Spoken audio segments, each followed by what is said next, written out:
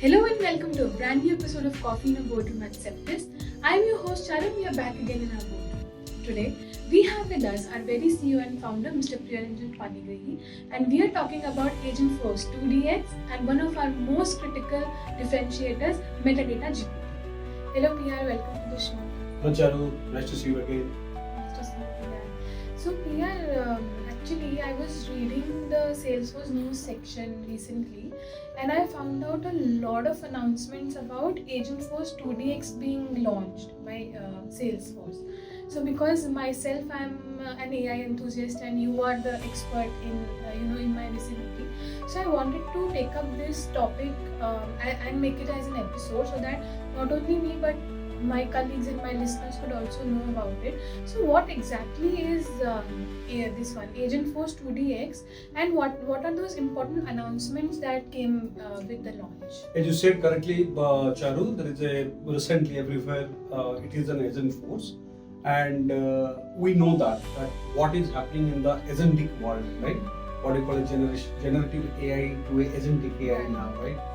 And yesterday also I was looking to the NVIDIA their event as well, right? And a lot of announcement has come about the agentic part of that, and then much more into chain of thoughts and things like that. But let's come to the topic, which is the Agentforce 2DX. There's a major breakthrough or the major announcement happened with the Salesforce Agentforce, and I would say for customers, for partners, for developers as well, right? The first and one thing which I like about the we call the marketplace for Agentforce, right? And now as a partner we can build as many agents which can solve one or multiple problem, and which we can put that into marketplace, so the other customers or the 150,000 customers, those who are interested to use, they don't need to spend any money. Rather, whatever the partner is doing it, they can download the app and start using the agent as soon as possible. Right. What it used to be an app that you download, or a utility app, or any app that you are downloading from the App Exchange marketplace. So Agent Exchange. Agent Exchange, that's what we're talking about. And the second part, if I talk about, there is something called some proactive AI agents. Now, Salesforce is coming up with the proactive agents. That means these are also going to be ready-made agents coming, and Salesforce also bringing a lot of agents also based on the certain departmental or some common problems across the industries, right? And some of them are very, very vertical, very, very focused one agents which are coming, which can be directly start using them.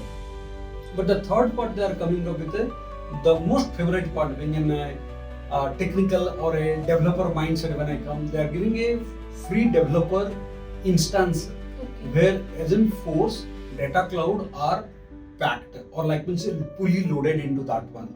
So because unless you don't give a power to a developer or to a partner, the creativity, because as a Salesforce platform has good power, but the way the developers community, architect community or partner community build those unbelievable application success stories into top of that, because of it has been given back to the power to that, you can try out in the playground. Right. We are taking care of your security part, we are taking care of your end-to-end, whatever is required as infra, security, models and everything. You build your custom problem, you build the customer problems and solve your customer problem the way you see your customer is talking to you, right?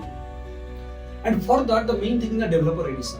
So the developer org can be cooked by any developer today, which comes with both Agentforce as well as the data cloud, where you can build agent much more faster, and that can be utilized to Agent Exchange, what we are talking about, to put it over here, right? Now, security is always been a challenge, right? And the enhanced security consideration, or like if I talk about the privacy and security, Salesforce is keep adding much more layer into that one. So I'm missing out to your kind of if I talk about those announcements.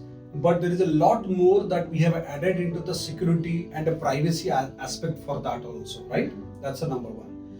Then apart from the announcement, the two things which I like about related to the Agentforce, I wanted to add and speak about that also in a few seconds. One is we called about the Agent Force APIs. Okay. Now what happened? Now you got a studio where you can build your agents. Without any coding, you can build your agents and you can connect with your flow to all these things. But imagine that now you build an agent. That agent is good at doing something. But now there is a limitations. The agent can be deployed into your platform or put probably a community platform somewhere else. You imagine that the same agent can be invoked or can be used and calling by API. Okay. So now those REST API, though invocable as a connect APIs with the Apex available, you can call your agents as well. That means you can create a conversation.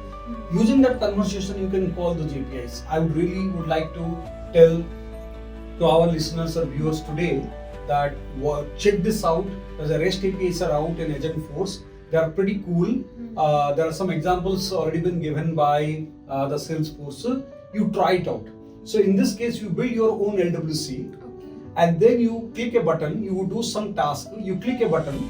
Now, for end user, it is a simple same screen. But in the backend, when you take this data and send it to you, talk to an agent through API, you get the data from API and trying to rework. So it is not necessarily a chat bot, a conversation.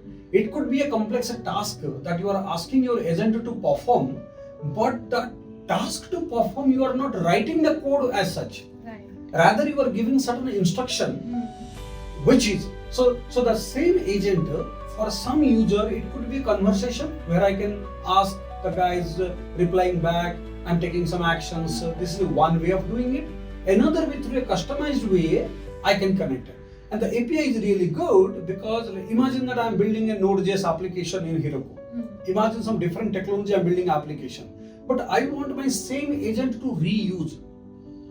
And that allows Salesforce to use Agent Force outside of the Salesforce platform as well. Because APIs are always outside system to connect it back. But that's securely. So once you build an agent, let's say called HR agent, you build it here. But there is something else is sitting outside. How I am going to reuse the same agent, rather having another HR agent from a market and trying to do that one. So this is going to be a combining and giving a control, better control into, okay, tomorrow you wanted to connect any data source to the same agent, you do that. Some more things you want to do the agent, you do it once. And that agent can be worked out wherever, whether API mode, invocable mode, directly with the chatbot, your community site, your Salesforce site, they are going to be same. Okay. And the last but not the least, which one of my favorite is the testing center. Okay. Now testing agents are being tough because they are not programming. In a programming, you got a limitation or a scope because based on my logic, based on my code, this is what it's supposed to do. So I know my upper boundary, my lower boundary. Yeah. You know, generative AIs are sometimes they give very, we call a hallucination or a normal generic answers, which sometimes not very appropriate. And now that could be a bigger problem, right? And this, when we are saying my agent is a production ready, today we do not have customers, still they like the technology, but still they don't ready to put it to life. If they go to life, they go to a situation like scenario by scenario, prompt by prompt, action by action. They are not ready to fully fledged putting into that system that we can declare that. The reason is that the testing, who is ensuring that my agent will not do any missteps, my agent will not do anything, what we call the guardrails. Guardrails, yes. That means how you will make sure that you test those guardrails. Guardrails also we need to test. Because you said that this is a limitation. So you need to provoke. You need to provoke. Yeah. You need to provoke. You need to pass some data, and then you need to verify that your guardrail is working or not. You claim this is working, but how a business is or a technology going to verify that what you are doing they are working it or not? What is the evidence for that? How it is going to be get quality test into that one? That is the reason Salesforce has created something called Agent Force testing machine or a testing center. Using that, you can give those below limitation data, above limitation data, the boundary that you set, you can ask within boundary question, without boundary questions, in a way that agent is going to run those things, simulate those things and going to give it to you what it is happening, whether it is crossing or not crossing. That way you can verify that my agent is a properly quality tested. It is not a normal code, it used to be. That is the reason that it is that I like about that part. Okay, great. So PR, as you know, like whenever there is something related to innovation, technology or AI in question today, so we at CEPTES and you of course are the first ones, the eager most people to go at it, throw yourself at it and innovate better.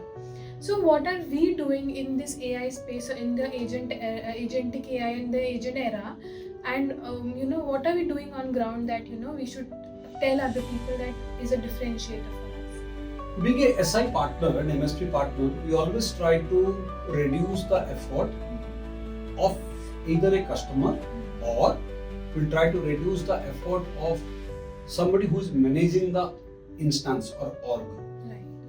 That's where we created a admin co-pilot based on the agent force. How agent force for administrative or administrators who can help them a lot of day-to-day activities typically admin do.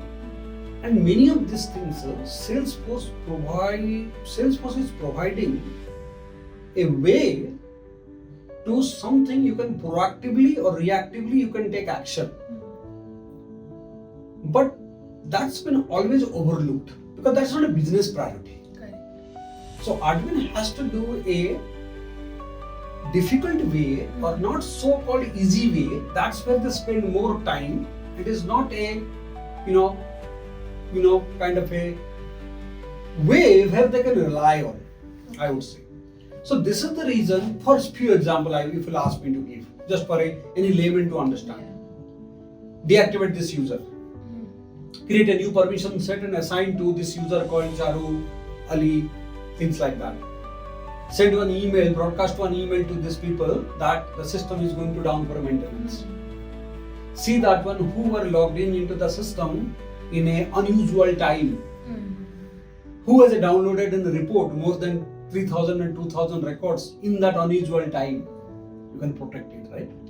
Now, what are the integrations requests that we have received coming from a different IP address which was not there before? So you get to know that a security flaws in there. Like this sort of things, admin can always ask. Get this because these information are there in Salesforce, but not in a view the way you see the customer data. Right. You need to create a report, that it has for limited period of time, all that sort of things. We are trying to help and reduce the 60% of time by creating an admin agent on the top of the agent force. That's the one part we are trying to do. The another part we are trying to do, and what we named is called Metadata GPT. Salesforce has more than 2,000 plus metadata. For a new implementation, it might not be that complex to manage that. Imagine a company is using 10 years old. Many vendors have done many things into a system. And there is no clue when you try to change a data type from a text field to text area or a text or pick list to a text box.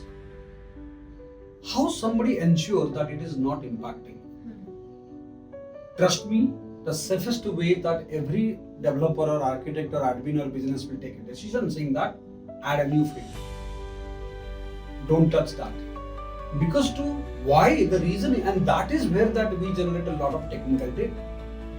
By adding this new field one by another one, creating a new workflow for that, then you change this as some formula field, then you write some code and based on that one, we generate a revolving around all technical data slowly.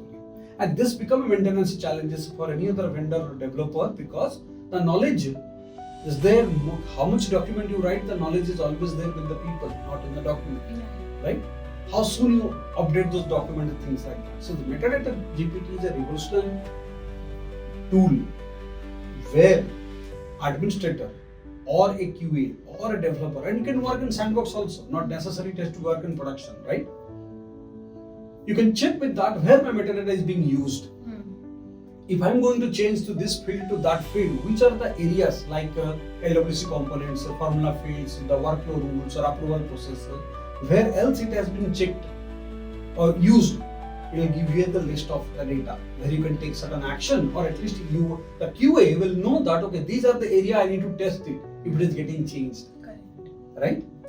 What could be the data which is currently sitting in this metadata where I need to do some sort of a migration, things like that. What is the sensitivity or a data privacy point of view, whether this field can I change this or not.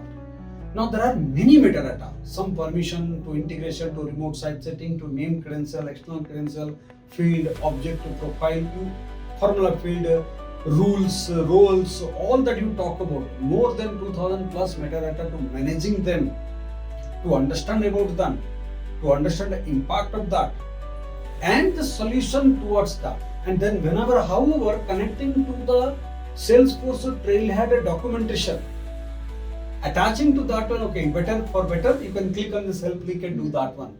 That's sort of a metadata GPT that what we are trying to build on top of the sort of a Agentforce and with other elements we are trying to do that. Correct. Great.